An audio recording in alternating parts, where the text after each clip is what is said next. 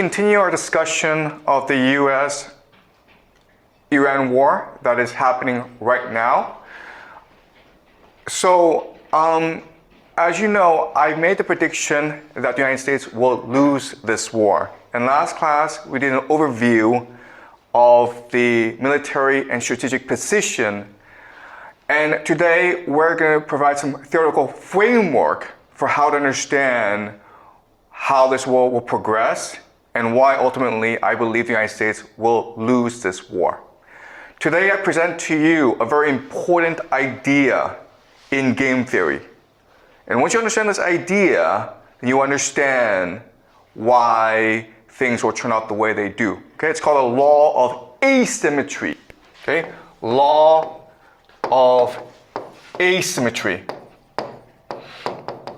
And all this is saying is that the United States and Iran are not peers. They're not equals. The United States is far stronger than Iran. And we should expect the United States to overwhelm and destroy Iran really easily. But the law of asymmetry states that that's usually not the case. It's usually the underdog that has the advantage. And we see this from history all the time. Okay, so when the Persians in about 490 BC invaded mainland Greece against Athens and Sparta, Persia at that time was the first world empire. It had infinite resources, infinite manpower, infinite wealth. And it lost to the Greeks not once but twice.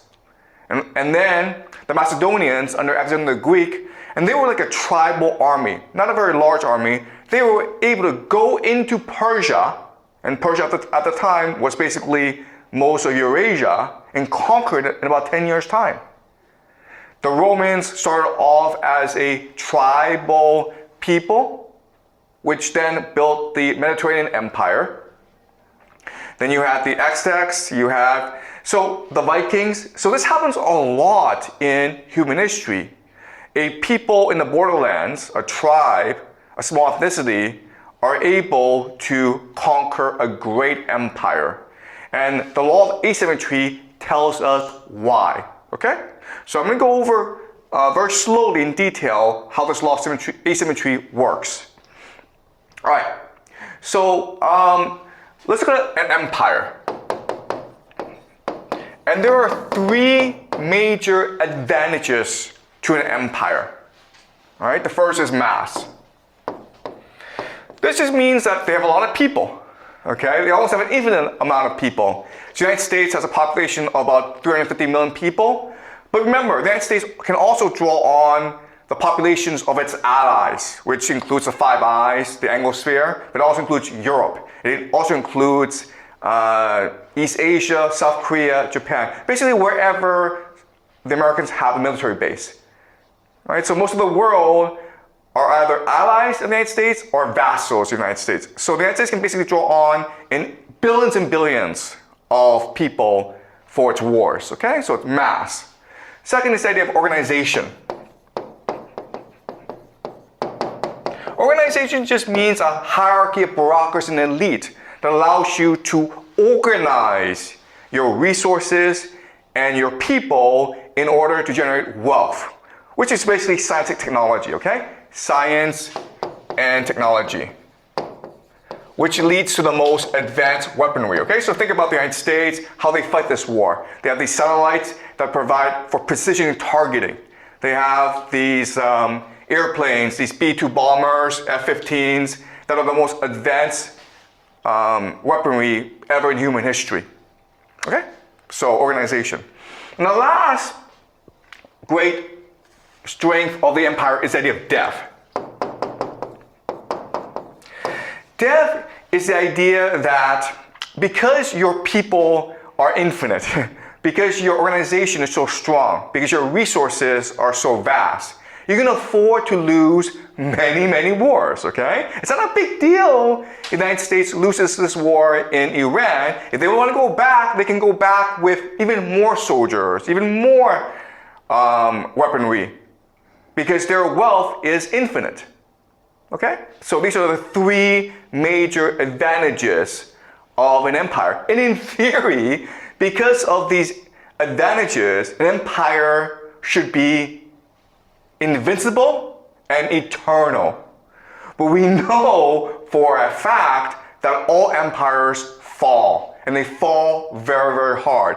And quite honestly, they don't last a very long time. Maybe 28 years, maybe 300 years for most empires. That's not a very long time. So we need to better understand what's going on, okay? Why is it that an empire with these vast resources, they all fall in 20 years, 300 years, okay? All right, so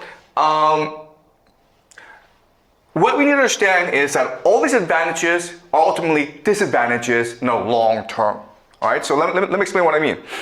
Mass, you have a lot of people, okay? When you have a lot of people, you create a lot of inequality.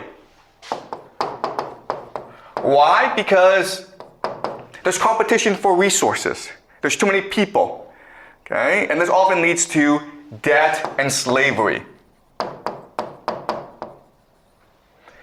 And as a result, your people become complacent, lazy, indifferent. They're competing against each other. They really don't like the government, okay? So they're not really that motivated to do anything, to work or to fight wars, but especially to fight wars. So this mass looks like an advantage in the beginning, but over time it becomes a disadvantage, right? Organization means an elite. The problem with this is that over time, the elite become parasites. Why? Because the way they make their money is through rent seeking. Rent seeking just means that you have power and you seek to monetize your power by exploiting the mass. All right? So basically landlords are a classic type of rent-seeking elite. And so they don't really work, but they make a lot of money because they own the land, because they control all the resources, because they control all the capital. And that forces the mass to go into slavery, to go into debt, which is what's happening in America today. The problem with this is that everyone wants to be part of the elite, and there are too many elite over time. Okay? So even though the elite have many, many kids, the power is a zero-sum game, it's a hierarchy. And so this leads to the idea of elite overproduction. Okay? Elite overproduction. This is a term coined by the historian Peter Turchin. Okay? And his theory is that you have turmoil, you have wars. For example, the French Revolution, for example, the fall of the Roman Republic, because there's too many elite and they start wars to accumulate power for themselves. Okay? So this organization, this elite, leads to basically factionalism or infighting. And that's what's happening in America today, where the Democrats and the Republicans, they hate each other, they refuse to get along. It leads to political polarization. Okay? So another way of saying this is that an empire over time becomes insular. They don't care about what happens outside the world. All they care about is what happens in Washington, D.C. And as a result, they make a lot of stupid mistakes, okay? All right, now the last thing is death. Okay, the problem with death is that if there are no consequences to your actions, you become arrogant, you become lazy, and you become incompetent, okay? Because you don't care. It doesn't really matter. And this leads to the idea of hubris. Okay? Hubris is just blindness to your own arrogance, a violent arrogance that makes you make silly mistakes, but you don't recognize your mistakes and you keep on repeating the same mistakes over and over again. All right? So, yes, it seems like the empire is invincible, but if you actually think about it, the empire, its advantages becomes over time its disadvantages, which will lead ultimately to its downfall. Okay? So the mass leads to inequality, the organization leads to overproduction, which leads to factionalism, and death leads to hubris. That's why an empire must fall over time. But an empire cannot fall by itself. It needs an enemy that forces it to collapse. Okay? And so what happens is that an enemy will emerge that will overwhelm the empire because it is able to take advantage of the weaknesses of the empire. Right? And so, what are the weaknesses of this empire? Well, the first major weakness of this empire is that the people aren't really motivated. So if you as people are really motivated, you have a huge advantage, okay? We call this energy. Right? Now, as an empire, you become insular. You refuse to admit your mistakes. You refuse to learn from others. Well, if you are willing to admit your mistakes, if you're willing to learn, if you're willing to promote the best and brightest, if you're willing to be meritocratic, you have a huge advantage, okay? And so this idea of openness. Now, the last idea is this. An empire, it's fractured. So if you're able to maintain cohesion, if people are able to remain united, if they're able to have a common purpose, they will be strong, okay? So if an enemy of the empire emerges with these three qualities, energy, openness, and cohesion, this enemy will defeat the empire. Does that make sense? Okay. So what I want you to focus on as you follow the news in this war between the United States and Iran is ask yourself a question. Will Iran become an energetic, open, and cohesive society? Because if it does, it will become invincible. The empire won't change because of hubris. It's too static, it's too stagnant, it's too bureaucratic. So the empire won't change. The empire will not admit its own mistakes. And quite honestly, Iran, because it's still a country of 92 million people, it still suffers from issues of mass organization and death. And so if it's able to transform itself into an energetic, open, and cohesive society, then it will triumph over America. That is the fundamental question in this war, okay? Don't worry about America, its technology. Don't worry about the economy. Don't worry about these things, okay? Just ask yourself one question. Is Iran transforming as a society? Are people becoming much more motivated? Are people in Iran learning from their mistakes and innovating and becoming resilient on the battlefield? Are the Iranians sticking together as a people? Okay? Because if the answer is yes to all three questions, then Iran will win and America will lose. Okay? Does that make sense? All right. So that's just a theory. So let's now talk specifically about America and Iran, okay? So America will have three major advantages in this war, okay? These three advantages are of course, technology, propaganda, and money, wealth. These are the three major strengths of the American empire. Right? Technology is just what you see every day, right? The satellites that are able to precision target these airplanes that are the greatest war machines in the world. Okay, so America is home to the greatest scientists, the most advanced weaponry. Okay, that's just technology. Propaganda means that America controls information space. It controls the internet. It controls the world's most powerful media, including the New York Times, CNN, BBC. It controls YouTube. It controls Google. It controls information landscape. America does not want you to know something. It can hide it from you. America can control the discourse. It can control how you think about the world. That's propaganda. The last thing is money. Okay? And it's a very simple idea.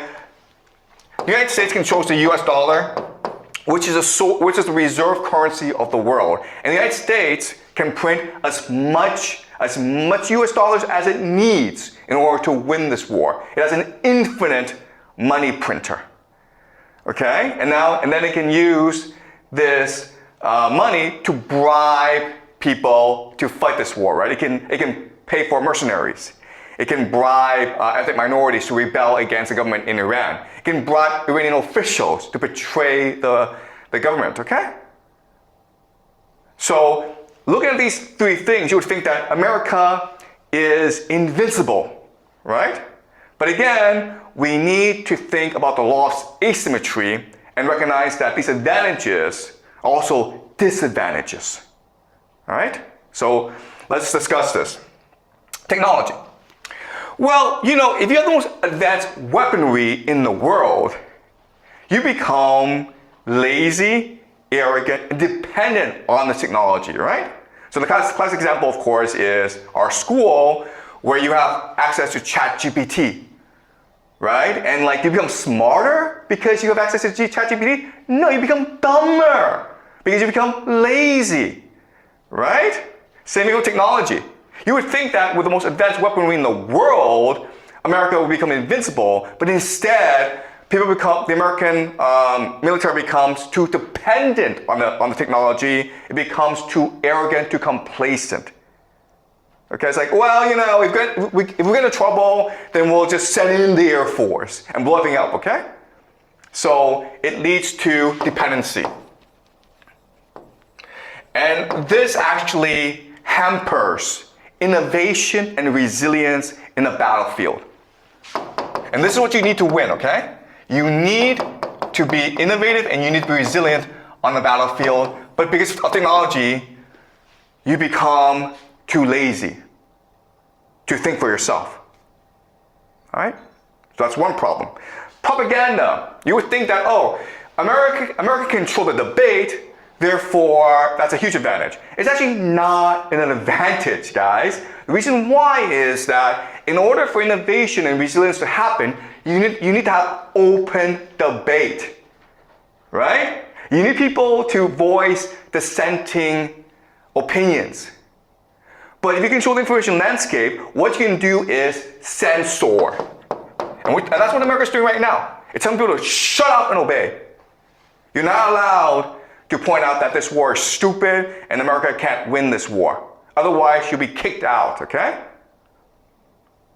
So this means that there's really a lack of rigorous debate within the American government, within the American military, within the American elite, which of course will lead to hubris. It will lead to bad decision making. No one will point this out because they're too afraid of pissing off the president and his people. So they'll shut up, and America will keep on making the same mistakes over and over again, okay? We call this drinking your own Kool-Aid, okay? Okay, they're basically getting high on their own supply is another phrase that we use. All right, money and wealth. You would think, okay, well this is it, man. We just bribe everyone, we just bribe the entire world, and we're good, right? The problem is this. The problem is that if you bribe people, they're not going to fight for you, right? Because all they want is your money. So you bribe them, but they'll probably take your money and run away. Okay? Or they'll figure out how to get more money out of you by cheating you. So right now, the Americans are going to fund these militias and ethnic minorities and opposition groups against Iran, okay? Guess what, guys? These guys are hustlers, right? They're not fighting because they want more freedom. They're fighting because they want to rip off the US government. And so this money issue can be a problem in the long term because the people you're bribing, you can't even trust. And they're not motivated to actually win this war for you. They're actually motivated to scam you as much as possible. And they could be actually a problem in the long term because you're putting so much resources into these hustlers. Okay? All right. So what this means is that America has three major problems. Okay? It has three major problems. The first major problem is the lack of political will.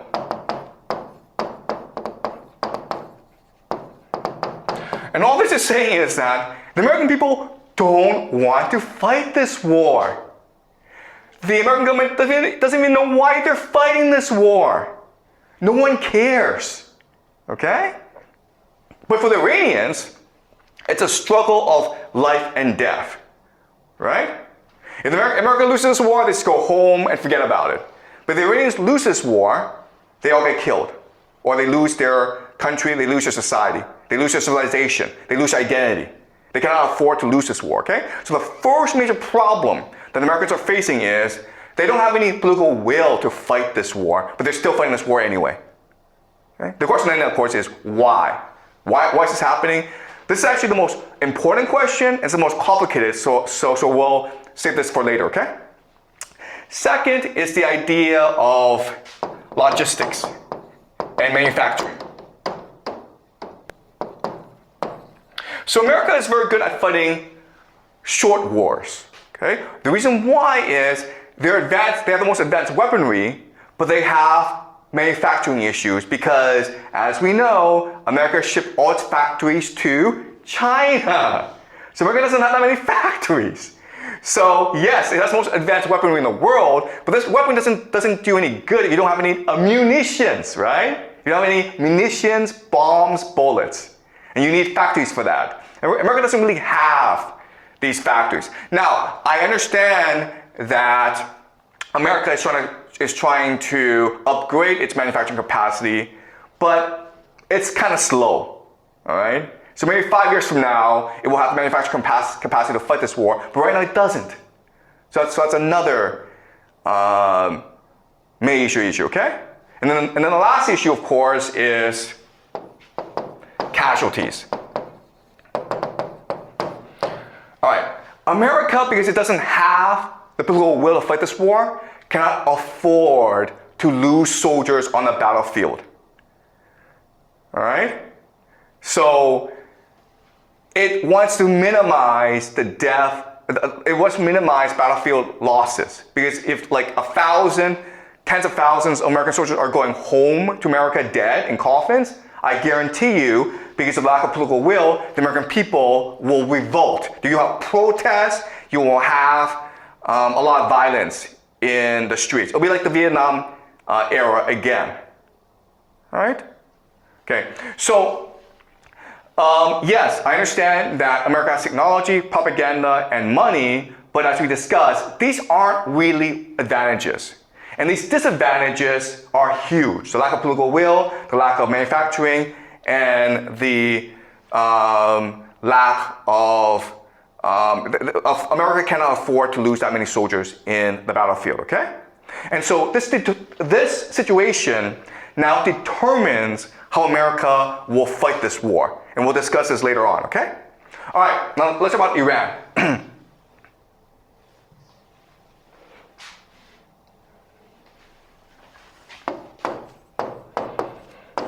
Okay, so Iran has a lot of disadvantages, okay? But I want to discuss right now their three major advantages that they need to emphasize if they are to survive this war, all right? The first is the idea of faith, all right? So remember that the Iranians are Shia, and as such, it's a religion of martyrdom, of eschatology, of individual sacrifice for the greater good. The Shia are not afraid to die. And because their great religious leader, the Ayatollah Khamenei, was assassinated by the Americans and Israelis, they are motivated to seek vengeance, to martyr themselves for the greater good, to seek eternal paradise, okay? Jihad.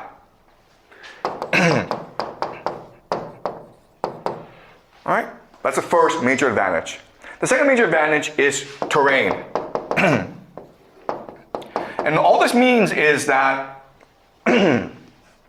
Iran is a mountainous country. And it's huge. It's 3 times the size of Iraq. So it's very hard for America to invade the country.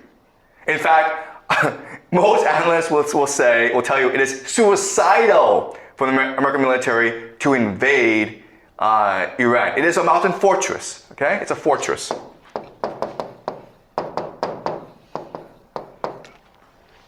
And the last issue is, the last advantage is nationalism. Okay? All right. So the Iranians are Persians. And the Persians go back 5,000 years. It is one of the greatest civilizations in human history. And as we discussed last semester, in the ancient world there were 3 great civilizations, right? The Jews, the Greeks, and the Persians. And the Persian culture, it's vast, it's beautiful, and it's deep. And that's what gives the Iranian people a lot of pride. Okay? So when they're fighting, they're not just fighting for their religion, they're not just fighting for their homes, they're fighting for the entire civilization that goes back 5,000 years. Right? So these are the 3 major advantages that the Iranians have. Okay? Faith means that they're not afraid to die for what they believe in. Terrain means that the Americans will have a hard problem invading the country. Nationalism means that the people of Iran know what they're fighting for. All right? So, but again, remember, everything that it seems like an advantage can be a disadvantage as well. All right? So, let's go over what the problems are. With faith, you might have an issue of blindness, okay? Or zealotry, where you're not afraid to die, but that means that you're not thinking strategically, okay? Maybe you're gonna waste too many soldiers on the battlefield. They're brave, but they're kind of stupid as well. All right, so you might have an issue where Iran is not using the optimal strategy because their soldiers are not afraid of death. And we're already seeing that where the Americans have already blown up and destroyed the Iranian Navy. Now, anyone could have told you that the first thing the Americans would do is go destroy the Iranian Navy. So you should probably not use the Navy or hide the Navy or blow up the Navy yourself, okay? Because you want to avoid as many casualties as possible. But they didn't do that, and the Americans have now destroyed the Iranian Navy, all right? So that's the issue of faith. Terrain, yeah, it's a fortress, but it can also be a prison, right? Where you're just sort of stuck there, and because it's a mountainous region, it doesn't have that many resources. So Americans can actually disrupt your water supply, disrupt your electricity, okay, and cause general poverty and hardship for your people, okay? And then nationalism, yes, Persia is a great culture, but remember that Iran is an ethnically diverse country. In fact, only 50% of the population of Iran are Persians. Others are different minorities, okay? All right, so you have then ethnic divisions, right? Okay, so looking at this, now we know exactly what the American strategy will be. Basically, the strategy will be to inflict as many casualties as possible on the Iranians. All right, to kill as many people as possible.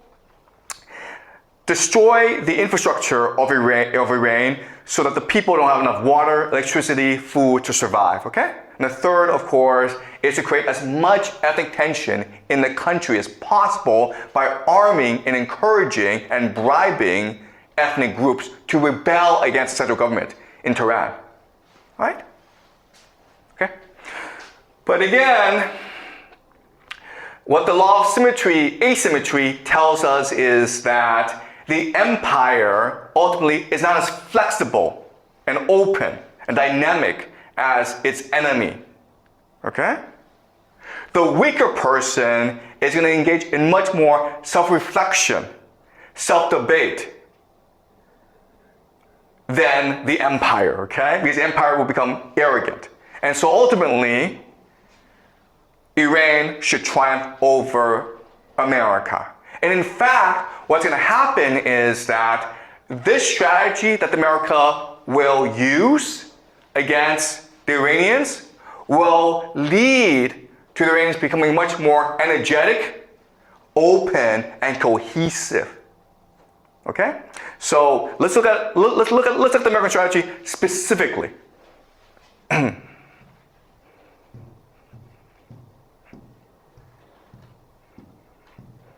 All right. So this is an ethnic map of Iran. Okay? Now, certain things that you will see is how divided the country is. Yeah, the Persians are in the center, but people you want to watch are the Kurds. Okay, the Kurds. And the Azaris. And the Balochs. Okay? These are the three major problem areas for Iran, and it's always been the case. Remember, the Persians are in the middle. So the Balochs are, first of all, Sunni Muslims. And as we discussed last class, the Sunnis and the Shias have never really gotten along well together. They have different, they're the same religion, Islam, but they have different belief systems. That's led to a lot of conflicts in the past. It's almost like the Catholics and the Protestants, okay? And so the Balochs have been trying to rebel against Iranians for a long time. I guarantee you that there are already Israeli and American special forces embedded in this area, okay? The reason why is that they want to encourage as much civil conflict as possible, but they also want to prepare the possibility for a ground invasion of America, okay? So they would need a forward operating base. And this area could be a very good place for a beginning of a land invasion. Then you over here, you have the Kurds. Okay? The Kurds are another minority that seeks national sovereignty. And right now what's happening is that the Americans and Israelis are bombing this area heavily. And they're targeting police stations. Why? Because they're trying to reduce and eliminate opposition so that they can arm the Kurds and have them come into this area and threaten Iran. What's also happening is that in Iraq, there are these Sunni groups, okay, that the Americans are basically bribing and arming, and they're basically fanatics, okay? They're ISIS. And what the Americans want to do is send them into Iran to cause as much problems as possible. Okay? Then you over here, you have Azerbaijan. Azerbaijan, it is an independent country. What's really odd is that the majority of ethnic Azaris are actually in Iran. 6% are in the country, 40% are in the country of Azerbaijan. Which means that from the perspective of the Azerbaijani people, this war could be an opportunity to reunite the people, okay, and create a greater Azerbaijan. So these are the three problem areas that you have to watch as this war develops over the next few weeks, over the next few months, okay? So we already know what the American strategy will be because we've seen it in Libya, in Syria before. Okay, so what is the strategy? All right, so again, the strategy is to both attack without, okay, from outside, and inside as well. So what you're going to do is this.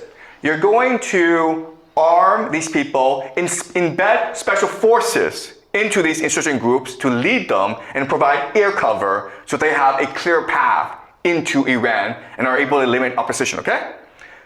All right? So now you're attacking from without. Attacking from within means to cause as much pain and suffering in the interior of Iran as possible. All right? And how do you do that? Well, you do that through Decapitation. Okay, let's go over the strategies. Okay, decapitation. Okay. And what you're doing is you're removing the elite. Okay, or what we call command and control. Okay, you're basically limiting the capacity of Iran to govern itself, to have a leadership, to have an elite. All right, command and control. Okay, so that's the first strategy. Second strategy is aerial bombardment. Okay, aerial supremacy. So again, America has the most advanced airplanes in the world, and the way that it's using its airplanes is to destroy as much military installations as possible, but it's also engaging in acts of sabotage, okay? So what they're doing is they're carpet bombing. Okay, so they're carpet bombing Tehran, okay? They're doing soft targeting. Soft targeting. Soft targeting means that instead of attacking military installations, you attack hospitals. Why? Because you're degrading the capacities, you're degrading the state's capacity to rejuvenate itself, to be resilient, okay? Now, the last thing is something called double tap. Double tap is this, okay? And it's really illegal or against international law. What you do is this. You attack a place, right? You kill some people, and then people try to come and help the people who are injured. And it could be like doctors, it could be emergency personnel, it could be relatives, right? And then you strike again to create as many civilian casualties as possible, right? And the entire idea is to create as much fear and anxiety in people as possible so that they lose the capacity to resist, right? And the last thing you do, and the last thing, of course, is to arm and bribe insurgents. Okay, so these are the three main pillars of the American strategy. And you will see this over the next few weeks. The problem with this is that when you do these three things, you're not actually hurting the Iranians, you're actually helping them. Because remember, the law of asymmetry states that whichever group is able to create energy, openness, and cohesion will win. And guess what, guys? This American strategy is going to create a more energetic, more open, and more cohesive Persian society. All right, let me show you how. All right, decapitation. We just said that one major problem for America is elite overproduction, right? Well, with decapitation, what you're doing is you're solving this problem for the Iranians, right? Before, the huge problem for the Iranians were you have too many leaders and they all have their own stupid opinion and they all want to lead this war, right? But by killing so many leaders, you allow for more mobility, for more meritocracy, right? You're solving the problem of elite overproduction for the Iranians. That's a huge, huge bonus, guys, okay? So the leadership will become much more lean, much more mean, much more determined, and much more strategic, okay? That's number one. Number two, air supremacy. Well, when you do this to people, when you carpet bomb Tehran, you're creating a more cohesive society. Why? Because the major conflict in Iran for many decades was the conflict between the urban areas and the rural areas. The rural areas were very religious, very poor, very backward. And the urban areas were educated, secular, and progressive. Okay?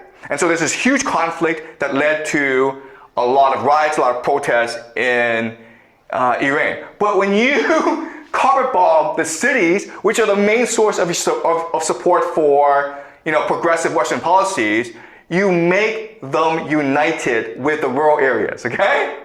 Does that make sense? The Iranian people no longer see each other as enemies, they see the Americans, the Israelis, as enemies. You create a much more cohesive society who are willing to fight together. And that's a problem, okay? All right, the last thing. Yes, you are arming the insurgents, the Bullocks, the Kurds, the Azaris. Okay, that's fine. The problem with this is that you are now activating, galvanizing Persian nationalism. Right? For the longest time, the Persian national identity was suppressed by the theocracy because they want to create a more, they want to create a grand religion that unites all ethnicities. When you turn the other minorities against the Iranians, then the Persian people have to come together and remember their history, celebrate their identity. And this is the key, okay? Once the Persian people are able to activate their long-lost memories, go back in the past and remember their greatness, they come together as an energetic, open, and cohesive society, okay? So, yes, the Americans have this strategy that worked in Libya and Syria and other places, but it's not going to work in Iran. In fact, it's going to do the opposite in Iran. Okay? And then you're like, well, why don't the Americans not do this? And I already told you, because it's an empire, okay? It doesn't care about Iran, it cares about itself. And so it's sort of stuck with this policy because remember, it's trying to win this war as quickly as possible because it doesn't have the manufacturing capacity to fight this war for a long time. It's trying to reduce as many casualties among its soldiers as possible because the Americans don't have the political will to fight this war. America's trying to win this war cheaply and fast. And if it doesn't, then America's in a lot of trouble. Okay, does that make sense, guys? All right, let me now let me now discuss the Iranian strategy, okay? So what the Americans are using is a classic strategy called siege warfare. Okay? And so what the Iranians are going to do is they're going to respond with a classic strategy called guerrilla warfare.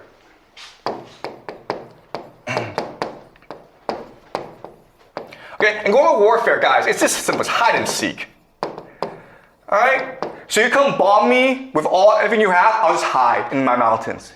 And then when you leave, what am I going to do? I'm going to attack your GCC countries. I'm going to lob drones, rockets at you. I'm going to lob rockets at Israel. Okay? I don't have to strike that hard. I just have to be a pain in the ass. Okay? Because then what happens is you're forced to come back and bomb the living hell out of me. But guess what? I'll just hide in my mountains again. It's hide and seek. Okay?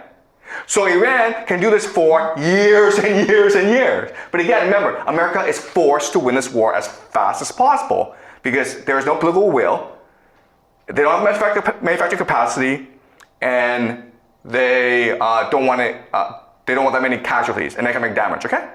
Does that make sense, guys? All right, so that's all Iran's gonna do. Iran's just gonna be a pain in the ass, okay? A pain in the ass. It's trying to create as much economic damage as possible. It's trying to create as much fear as possible, all right? Which will force America to attack. The grand question is this: will America launch a ground invasion? Okay? Because if it does, then they've lost the war, okay? All right, because look at Iran, okay? Mountains and mountains, deserts. It is impossible to occupy this country. All right, it's impossible to invade. And what the Iranians want to do is be such a pain in the ass to commit so much guerrilla warfare that America is forced to invade, okay, from over here and from over here and from over here and from over here, and then eventually. But the problem is that America doesn't have the resources, the political will, the manufacturing capacity to fight this war. Okay? Does it make sense? All right. So now you're like, okay, I understand all this, but why the hell is this war happening then? Like, if I can tell you this, okay, I'm sure that their generals can tell them this as well. I'm sure that they know that this was the case. In fact, for years, America has been planning to invade Iran And for years, the generals was like, no, that's suicidal. Let's not do this, okay? So why is this happening? And unfortunately, we don't know because the administration is not telling us. At first, Trump is like, oh, because the nuclear talks didn't go well. But we know for a fact that the Iranians were willing to agree to all terms of the Americans. And then Marco Rubio, who's the Secretary of State, he came out yesterday and he said something really moronic. He said that, why did we attack Iran? Because we heard the Israelis were going to attack first. And then the Iranians were going to respond by attacking both the Israelis and us, the Americans. And therefore we have to preempt the Israelis by attacking first. That's just retarded, okay? Right? So they don't know why they're doing this. But there has to be a reason, right? Okay, well, a clue is this. A clue is this. The soldiers are being asked, the American soldiers are being asked to fight this war. And again, no one knows why this war is happening. But there's reporting that the generals are telling the soldiers, this is a war for Jesus. This is a war to create the second coming of Jesus, okay? This is Jonathan Larson, and he's writing this on Substack, okay? U.S. troops were told Iran war is for Armageddon, the return of Jesus. What is this? Okay,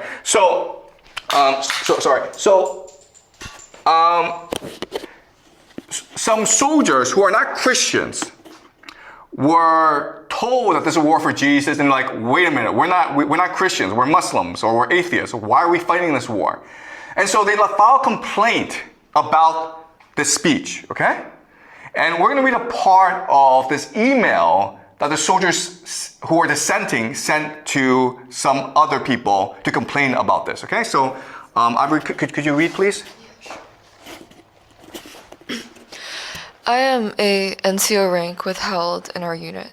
This morning, our commander opened up the combat readiness status briefing by urging us to not be afraid as to what is happening with our combat operations in Iran right now. Okay, afraid.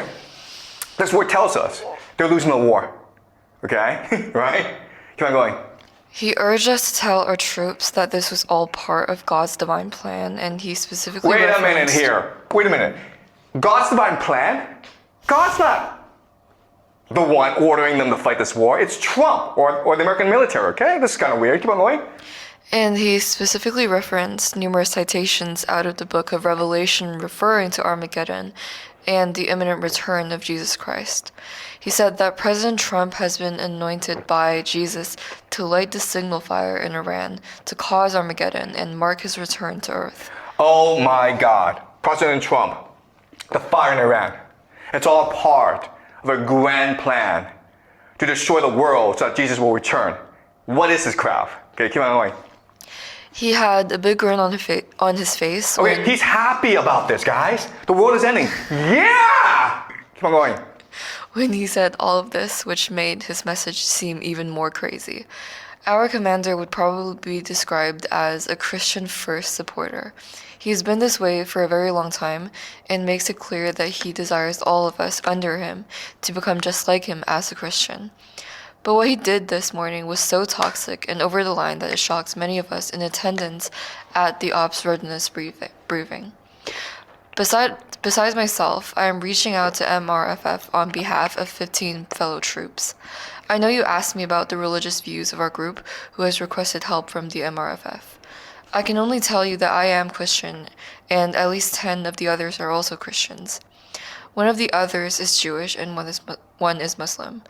I don't know the religious or non-religious status for the other three at this time.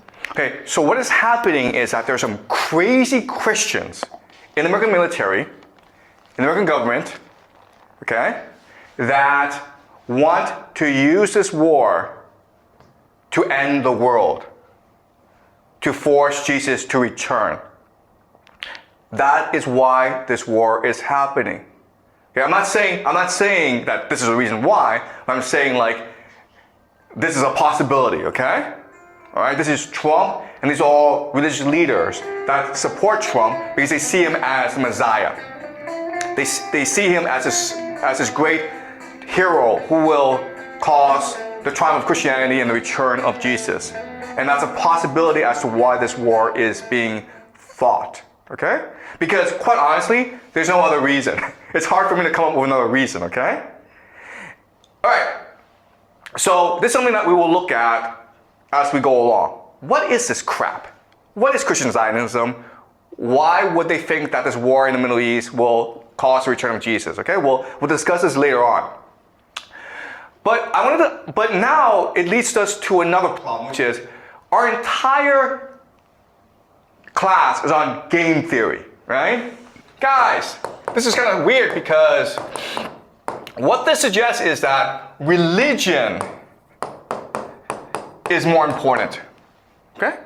So what's the point of game theory if people don't play by game theory? If they're just religious fanatics? All right, and the answer is this. And the answer is, it's still game theory.